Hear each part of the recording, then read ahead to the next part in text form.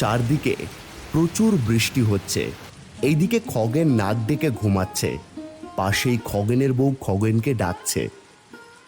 কই গো, শুনছো? অনেক বেলা হলো, ওঠো।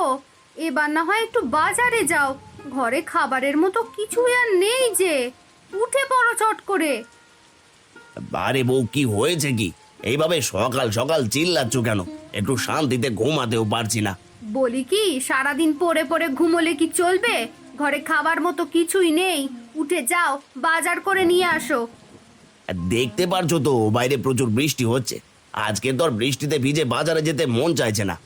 এখন যাও, আমি একটু শান্তিতে ঘুমাই। হ্যাঁ, বৃষ্টি তো দেখতে পাচ্ছি সকাল থেকেই পড়ছে, কিন্তু তোমার তো এইটাও মনে রাখতে হবে, ঘরে বাজার না থাকলে খাবে কি? সারাদিন সারা রাত না খেয়ে থাকতে পারবে তো? কি বলছো, বাজার নেই মানে? এই তো কিছুদিন আগে বাজার করে নিয়ে এলাম, এত তাড়াতাড়ি শেষ হয়ে গেল। বলি কি, এইভাবে চলতে থাকলে তো বিপদে পড়ে যাব। সামান্য কিছু বাজার করে নিয়ে এসে বলছো এইভাবে বিপদে পড়ে যাবে? হায় আমার পোড়া কপাল! বাবা মা কেন যে তোমার কাছে আমার বিয়ে দিল, আমার জীবনটাই নষ্ট করে দিল। হায় হায়! আরে যাও তো এখান থেকে, কানের কাছে খালি জ্ঞান জ্ঞান করছে। এখন উঠবে নাকি বাইরে থেকে পানি এনে উপরে ঠেলে দিয়ে উঠাবো? এদিকে খগেনের মেয়ে রেশমা এসে বলল, মা, ও মা, আমাকে কিছু খেতে দাও, আমার অনেক খিদে পেয়েছে। মারে, ঘরে যে খাবারের মতো কিছুই নেই, তোর বাপও ঘুম থেকে উঠছে না, সেই কখন থেকে ডেকে যাচ্ছি, তার ওঠার খবর নেই। এখন আমি তোকে কিভাবে ভাত দেব মা? মা, ও মা, মা গো, আমি আর পারছি না, আমাকে কিছু খেতে দাও না।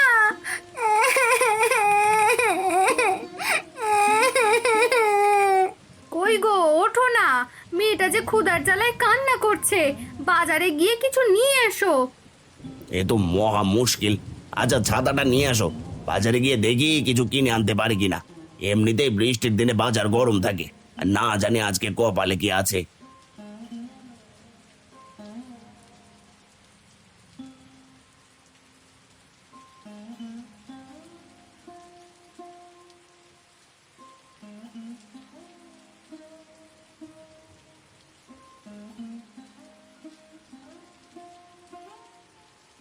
এরপর খগেন ছাতা মাথায় দিয়ে বাজারে গেল। রূপপুর গ্রামের ভাসমান নৌকা বাজার, এখানে অনেক দূর থেকে ব্যাপারী ক্রেতা এসে ভিড় জমাচ্ছে। পানিতে থই থই, কিন্তু বাজারে ভাসমান নৌকার অভাব নেই। খগেন এক ইলিশের নৌকার দিকে গিয়ে বলল, এই ভাই, ইলিশ কেজি কত করে দিচ্ছ? হ্যাঁ দাদা, আপনি ঠিক ভালো ইলিশের দোকানে এসেছেন। এই ইলিশ কলকাতার নাম করা ইলিশ, একদম 50 টাকা কিলো। কি বলছো ভাই, এই ইলিশের দাম এত নাকি? এমনি সময় 20 টাকা কেজি কিনতে পারি, আজকে কি বাজারে আগুন লেগেছে যে এত দাম? এত কিছু তো জানি না দাদা, নিলে নেবে, না নিলে নাই। এনেছিলাম 3 জায়গা ইলিশ, এখন শুধু এই কয়টা। তুমি না নিলে অন্য দোকান দেখো, শেষ বেলা ব্যবসাটা খারাপ করো না কিন্তু। বলি কি ভাই, 30 টাকা কেজি দেবো, আমাকে বড় থেকে একটা ইলিশ দাও তো দেখি। দাদা, তুমি তো ভারী নাছোড়বান্দা আছো দেখছি। আর ঠিক আছে, শেষ বেলা যখন দাও তোমাকে একটু কমেই দিয়ে দিই।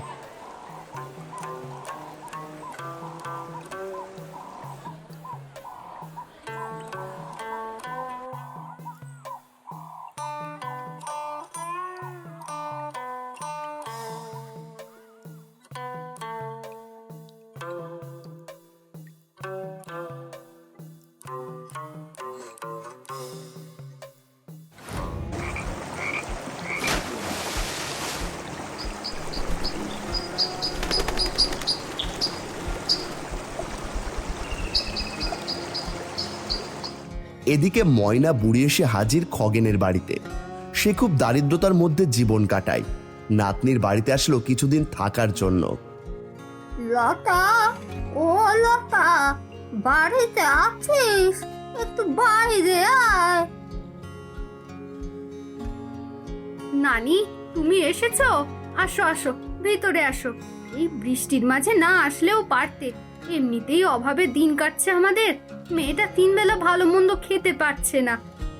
আর বলিস না রে, গিয়েছিলাম ছেলের বাড়ি। আমার ছেলের বউটা জানিস তো, অনেক দজ্জাল, আমাকে দেখতেই পারে না। সেখান থেকে তাড়িয়ে দিল। তাই যাবার আর কোনো জায়গা পেলাম না, তোর বাড়িতে চলে এলাম। আচ্ছা ঠিক আছে, তুমি বসো। রেশমার বাপ গেছে বাজারে, বাজার করে আনলে একসাথে খাবো সবাই মিলে। দুটো কম খাই আর বেশি খাই, একসাথে সবাই মিলে মিশে খাবো। সেখানে খগেন এসে দাঁড়ালো আর বলল, সব কথাই তো শুনলাম, বউ তুমি ঠিকই বলেছ। একটু কম খাই আর বেশি খাই, আত্মীয় স্বজনকে খালি পেটে দেখতে যে আর ভালো লাগে না। এই নাও বাজার, আজকে সবাই ইলিশ মাছের ঝোল দিয়ে ভাত খাবো।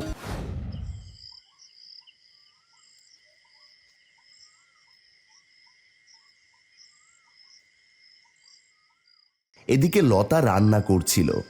কই গো, তাড়াতাড়ি সবাই এসো, গরম গরম ইলিশের ঝোল দিয়ে ভাত খেয়ে যাও, ঠান্ডা হলে যার স্বাদ থাকবে না।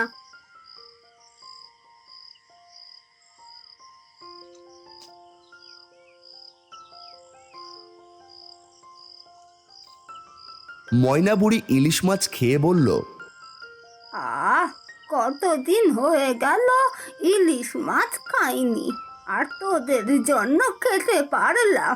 তোদের জন্য দোয়া রইল যেন ভালো হয়।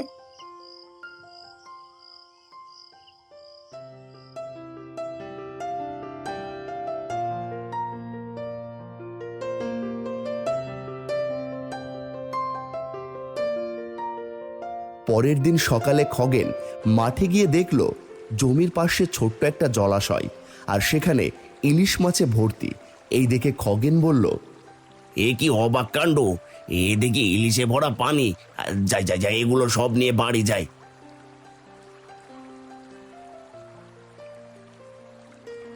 খগেন মাছগুলো সব নিয়ে বাড়িতে গিয়ে বউকে ডেকে বলল,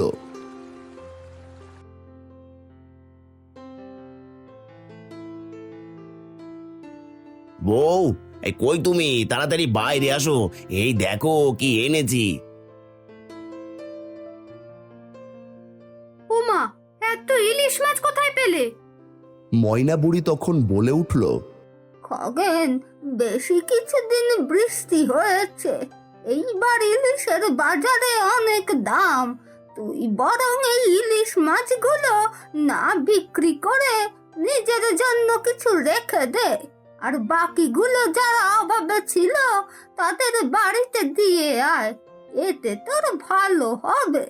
জানি না তারা কতদিন ইলিশ মাছ দেখেনি চোখে, তারা কে তোর জন্য দোয়া করবে রে খগেন।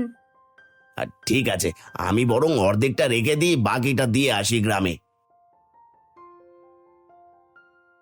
এই বলে খগেন গ্রামের দরিদ্র বাড়িতে গিয়ে ইলিশ দিয়ে আসলো।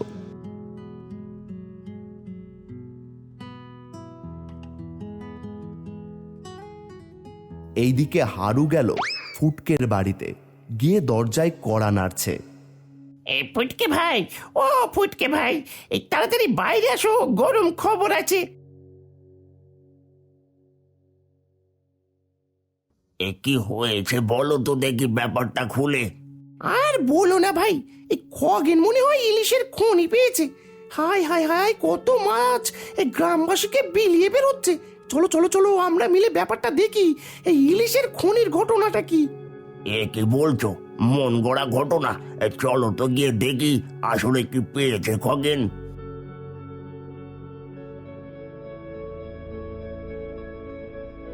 এই বলে ফুটকে চলে গেল খগেনের বাড়িতে, জানালা দিয়ে উকি মেরে খগেনের কথা শুনছে। এই লতা, কালকে আবার মাঠে যেতে হবে। মনে হয় এই জাদুর জলাশয়, না হলে এত ইলিশ মাছ কোথা থেকে আসবে এইটা ভেবে পাচ্ছি না। জানালার পাশে ফুটকে বলল, এ কি কাণ্ড! এবার তো আমি বড় লোক হয়ে যাব। হারু রে, কি খবর দিলি! চল চল, আমরা সেই জলাশয়ে যাই, গিয়ে দেখি কত ইলিশ পায়। এরপরে ফুটকে আর হারু বড় দুটো ডালি নিয়ে গেল ইলিশ ভরে আনতে। সেখানে গিয়ে দেখলো বিশাল একটা অর্ধেক মানুষ আর অর্ধেক সাপ।